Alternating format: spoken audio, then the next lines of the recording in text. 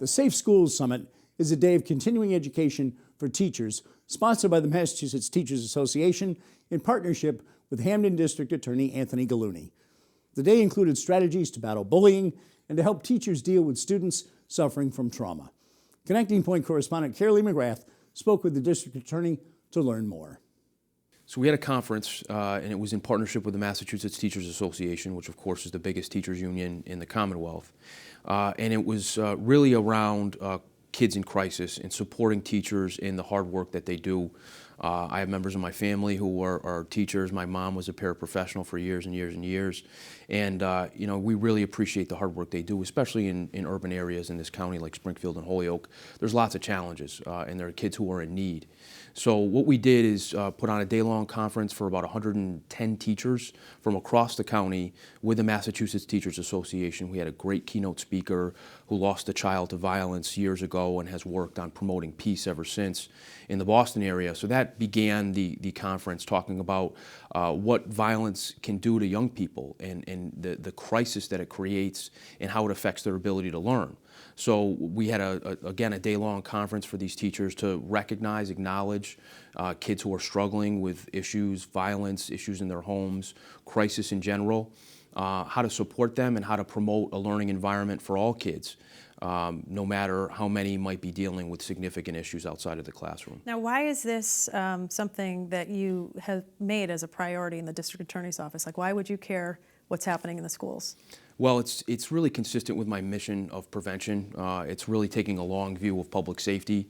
You know, I said to the teachers in my opening remarks, I said, you know, I thought about this opportunity with the MTA and said, boy, how does this relate to my mission of public safety? And I said, boy, teachers are at the tip of the spear. They're dealing with these children as they come into their classrooms, dealing with so much outside of the classroom, and they're nurturing, they're cultivating these kids, supporting them. They have such a broad role. That if kids engage in school and they have the benefit of an education, you know, they're not going to get involved in crime. They're not going to be who I see in my courtrooms. And we've done a lot of work around this. We have an Adopt a Class program, court tours. We work on internet safety and smart choices and distracted driving in schools. We have a youth advisory board comprised of kids from all over the county and our high schools who come in and work with us for the year. So we're doing as much as we can to engage in that prevention and education, thinking that, you know, we can create ambassadors in these young people and we can create relationships with them and engage with them and hopefully prevent them from making bad choices that they inevitably face as they get into high school and get older. So we do the hard work in the courtrooms, obviously, protecting people and prosecuting cases, but I've really tried to create a robust program around prevention and education for our young people, and we do a lot. So this was very consistent with that, right, in supporting our teachers, dealing with kids in crisis, and making sure that they stay on track with their educations. Now, bullying was one of the topics that you talked about. It's a different day today. Certainly not that you'd ever want to slap a bully on the wrist. However, the consequences are so great for kids. Do you think they understand that? Like, if they post something nasty, you know, and it goes out to 300 people, do you think they understand what they've just done? Some do, some don't, and that's part of, I think, many school districts' mission in educating kids about the effects of bullying, what the consequences are for themselves and for others. What we did just in the last couple weeks is we had a conference for parents of children in school, and we also had a kind of a complimentary conference for the young people talking specifically about bullying. And we really engage with those parents, I think, on a very effective level, talking about how kids are using social media to bully and what signs you might want to look for in your kids who might be bullying or being bullied. And that was very important. So we're doing our best to educate. School systems, I think, across this county do a terrific job doing the same, advising young people of the consequences on both sides. But it's a very serious issue, and there are consequences that can take place through my job in the court system too. There are criminal charges. Since we had some of those very public, awful situations years ago, the legislature acknowledged that, and I think did a very good job of creating some laws around bullying. And another topic that you guys covered was also some of the safety on the phones, sexting, which no parent wants to hear about, but that's a very harsh reality. It is, and I think it's prevalent. Sadly, we see this especially at the high school level, sometimes even at the middle school level.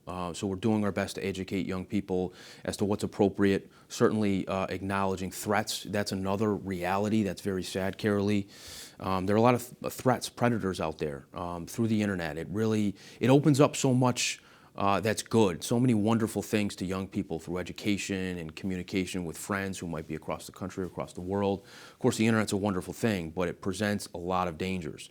And I think education is the best way to avoid those kinds of things. Certainly, we want to get in front of these things before they happen. But they're there. Parents need to know, and we're going out through our school systems and trying to educate young people in the DA's office and parents about the dangers so they can acknowledge them and put safe parameters for their children around internet and phone use. And so what, at the close of the conference, obviously there were a lot of teachers there. What was the message that, people walked away with having that conference and dealing with, children and thinking about how to deal with children who are in those crisis situations? Well, I think, the DA's office is a partner with the school systems and with teachers. That's an important walk away I think those folks had, I hope. But it was also understanding the broad role that they have as teachers. I mean, very often it's counselors and friends and almost like parents more than just, Right. teachers educating. And they have to acknowledge when these young people are dealing with something that is maybe overwhelming and affecting their school performance, affecting their social behavior. So we really talked about cues, indicators for these young people. Teachers do a terrific job, there's no question, but we talked about also, a teacher's obligation to, maybe if they sense something different about a child or they sense that misbehavior that might be odd, to pull a child aside and say, what's going on? What might be happening at home? And to maybe place the call to home to speak to a parent. And that gets tricky too. Of course it is. Of course it is. But with the support of their administrators, they do it obviously in an appropriate way.